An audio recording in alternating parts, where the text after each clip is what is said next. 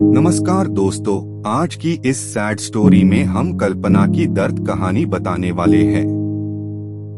कभी कभी अपनों के लिए अच्छा सोचना कब बुरा बन जाता है हमें पता भी नहीं चलता।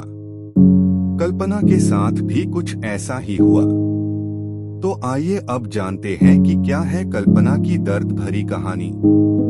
कल्पना एक मध्यम वर्गीय परिवार से थी जिसने अपनी स्नातक की पढ़ाई पूरी कर ली थी और अब वो अपने घर पर ही छोटे बच्चों को ट्यूशन पढ़ाती थी।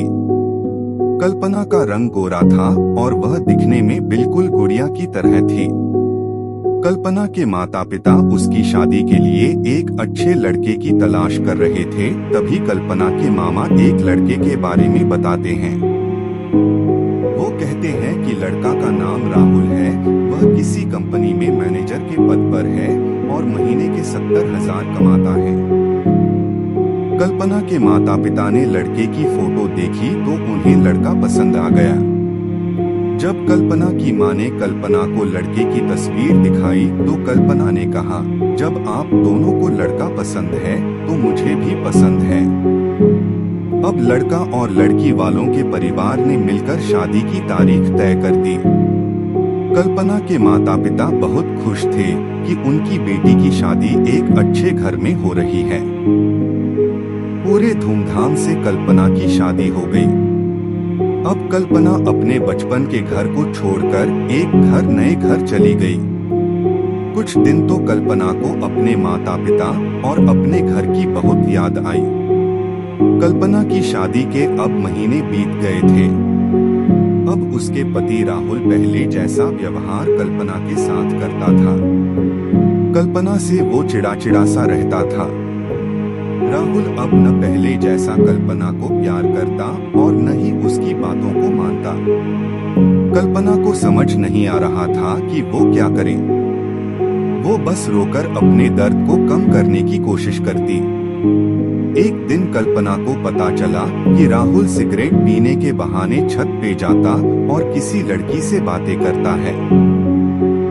जब कल्पना ने राहुल से पूछा कि आप रोजाना छत पे जाकर किससे बात करते हैं, तो इस पे राहुल ने जवाब दिया कि वो मेरे ऑफिस का फ्रेंड है, बस उसी से बातें करता हूँ और तुम अपने काम से मतलब रखो, ज्यादा सीआईडी बनने की जरूरत नहीं है।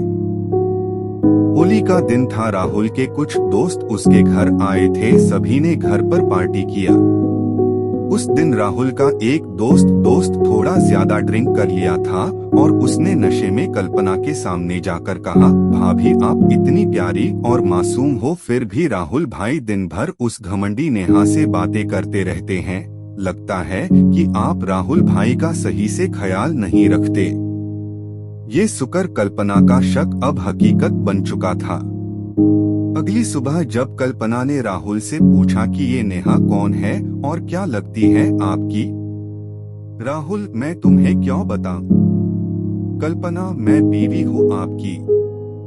राहुल, देखो तुमसे पहले वो मेरे लाइफ में आई। कल्पना, तो फिर मुझसे शादी क्यों किया? राहुल, बस तुम अच्छी लगी इसलिए शादी कर लिया। कल्पना, अब तुम देखना मैं उस कामिनी लड़की को कैसे सबक सिखाता हूँ। नेहा को कब कल्पना ने कामिनी कहा तो राहुल ने गुस्से में कल्पना को बहुत मारा और उसे कमरे में बंद कर दिया।